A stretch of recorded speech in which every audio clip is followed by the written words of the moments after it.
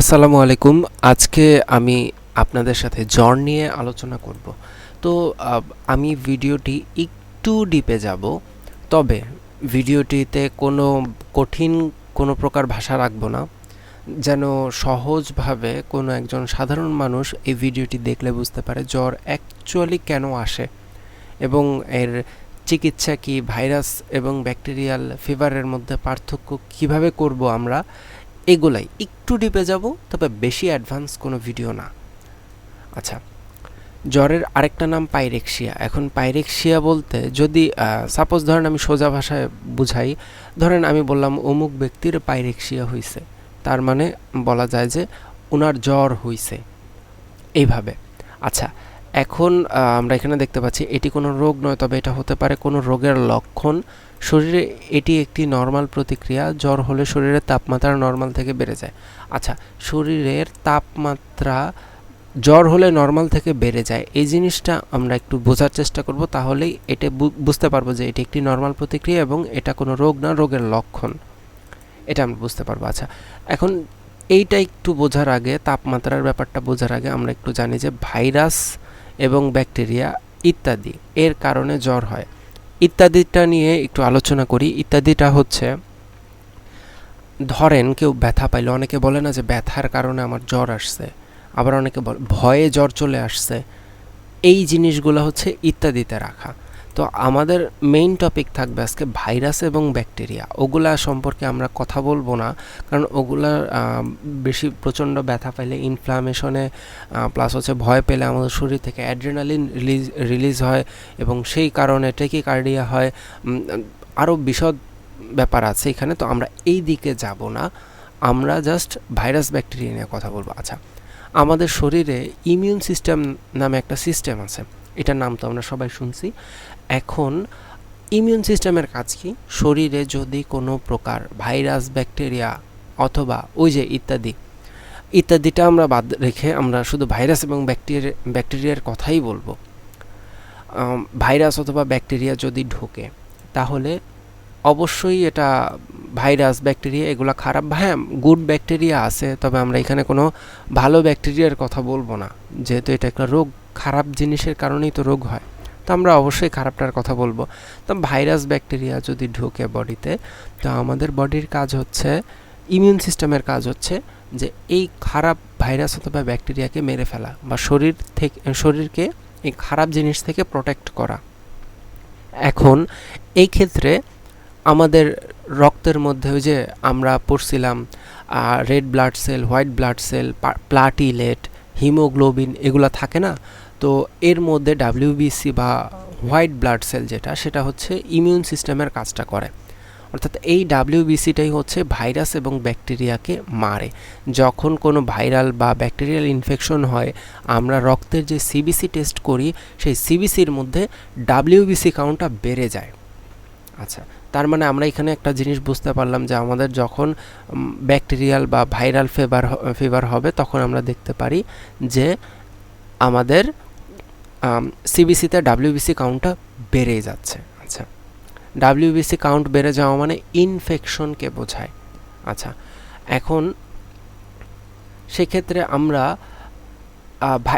আচ্ছা, আগে আমরা এই টপিকে একটু কথা বলি। সেটা হচ্ছে, ভাইরাস এবং ব্যাকটেরিয়া যখন আমার বডিতে ঢোকে, তখন ডাব্লিউবিসি তো আমাকে এই খারাপ ভাইরাস অথবা ব্যাকটেরিয়ার বিরুদ্ধে আমাকে প্রোটেক্ট করতেছে। এখন ব্রেইন কি করে? আমরা নর্মালি জানি যে ভাইরাস এবং ব্যাকটেরিয়া এইগুলা অতিরিক্ত তাপে টিকতে পারে না। এখন আমাদের শরীরে কিন্তু নির্দিষ্ট পরিমাণে একটা তাপ সেট করা আছে, এর বাহিরে গেলে আমরা জ্বরে মারা যাব। অনেকে আছে না যে জ্বরে মারা গেছে, তো শরীরের তাপমাত্রা নির্দিষ্ট একটা টেম্পারেচার পর্যন্ত বডি সহ্য করতে পারে। তো ওই যে বলে না 103 ডিগ্রি, 104 ডিগ্রি জ্বর হয়ে গেছে। হ্যাঁ, 104 ডিগ্রি জ্বর মানে অনেক বিশাল বড় ব্যাপার। তো এরকম যখন 104 ডিগ্রি অর্থাৎ বেশি বেড়ে যায়, তো তখন ভাইরাস এবং ব্যাকটেরিয়া ঠিক মতো বডিতে গ্রো করতে পারে না। আর এই যে শরীরের যে তাপমাত্রাটা নর্মাল থেকে বেড়ে যায়, এইটা ব্রেইন থেকে কিভাবে কাজ করে সেটা হচ্ছে, আমরা যখন ধরেন আমাদের যখন শীত করে, তখন আমাদের বডিটা গরম থাকে। তার মানে কি আমাদের বডিটা ব্যালেন্স করার চেষ্টা করতেছে বাইরের টেম্পারেচারের সাথে। আবার যদি গরম থাকে, বাইরে প্রচণ্ড গরম থাকে বা গরম থাকে, প্রচণ্ড গরম অথবা গরম থাকে, তো তখন শরীরটা ঠান্ডা থাকে যেন বাইরের টেম্পারেচারের সাথে ম্যাচ করতে পারে। আচ্ছা, এখন ম্যাচ করার জন্য আমাদের বডিতে একটা আমাদের ব্রেনের মধ্যে একটা অংশ আছে যার নাম হচ্ছে হাইপোথ্যালামাস। এখন হাইপোথ্যালামাসটা হচ্ছে আরও বিভিন্ন ফাংশন আমাদের পরিচালনা করে। এর মধ্যে একটা ফাংশন হচ্ছে শরীরের তাপমাত্রাকে কন্ট্রোল করবে। যেমন আমরা দাঁড়ায় থাকি, দাঁড়ায় থাকলে আমরা কেন পড়ে যাই না? আবার এক পায়ে দাঁড়ায় থাকলে কেন আমরা ব্যালেন্স ঠিক মতো রাখতে পারি না?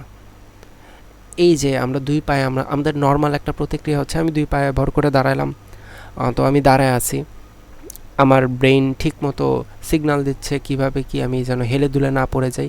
এরকম যে ব্রেনের এক এক জায়গায় এক একটা কাজ আছে, তো কানে শোনা, চোখে দেখা, ব্রেনের এক একটা জায়গা থেকে এক এক রকম ফাংশন পরিচালনা করে। তো এরকমই ঠিক তাপমাত্রা পরিচালনা করে হাইপোথ্যালামাস। হাইপোথ্যালামাস কী করে? ওই যে যখন ডাব্লিউবিসি কাউন্ট বেড়ে যায় তখনই হচ্ছে হাইপোথ্যালামাস তার শরীরের তাপমাত্রাটাকে বাড়ায় দেয়, আর বাড়ায় দিলে তখনই হচ্ছে জ্বর আসে। তো শরীরে এটা একটা নর্মাল প্রতিক্রিয়া, আর এটা রোগ নয়, এটা কোনো রোগের লক্ষণ। রোগের লক্ষণ বলতে যে ভাইরাস অথবা ব্যাকটেরিয়াল ফিভার, এটা কারণটা হচ্ছে ভাইরাসের কারণে হবে, নাহলে ব্যাকটেরিয়া, নাহলে আদার্স। এখন যেহেতু আমরা ভাইরাস ব্যাকটেরিয়া নিয়ে কথা বলবো, তো সাধারণ লক্ষণটা আমরা একটু দেখি। ক্লান্তি হবে, বমি বমি ভাব হবে, ঘাম হবে, পালপিটেশন বেড়ে যাবে, অর্থাৎ টেকিকার্ডিয়া হবে। এখন আপনারা এই যে এইখানে যে লেখাগুলো দেখবেন, মাঝে মাঝে আমি এটার থেকেও মৌখিকভাবে বেশি কিছু আপনাদেরকে বলবো, যেটা আপনাদের নলেজকে ইনক্রিজ করবে। আচ্ছা, টেকিকার্ডিয়া হচ্ছে পালস রেট 100-র উপরে বেড়ে যাওয়া, এটাকে বোঝায়। আচ্ছা, ভাইরাস জ্বরের লক্ষণ এবং ব্যাকটেরিয়াল ফিভারের লক্ষণ আমরা একটু দেখব। নর্মাল তো এই সাইন সিমটম দেখলাম। এখন ভাইরাস জ্বরের লক্ষণটা হচ্ছে হঠাৎ জ্বর আসবে, কিছুদিন থেকে চলে যাবে, যেমন dengue, common cold, chicken pox, হাম ইত্যাদি। এর মধ্যে এইচআইভি ভাইরাসও আছে, করোনা ভাইরাসও আছে ইত্যাদি। এখন আমরা জিনিসটা এইভাবে বলতে পারি যে যদি কারো ভাইরাসজনিত জ্বর হয়, একদিনের মধ্যেই জ্বর এসে কাঁপুনি ছুটায় দিবে, ঘাম ছুটায় দিবে, খুব ক্লান্ত করে দিবে। আর ব্যাকটেরিয়াল ফিভারটা আস্তে আস্তে আসবে, যেমন 3 থেকে 4 দিন পরে আসলো, 3-4 দিন 5 দিন পরে আসবে।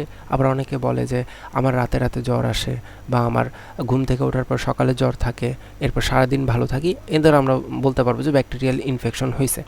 যেমন UTI, RTI, meningitis, scarlet fever, syphilis, gonorrhoea, anthrax ইত্যাদি আরও আছে। আচ্ছা, তো এগুলো হচ্ছে ব্যাকটেরিয়াল ফিভার। তো ইউটিআই হচ্ছে প্রস্রাবে ইনফেকশন, এটা যারা আমরা কমন জানি সেটা।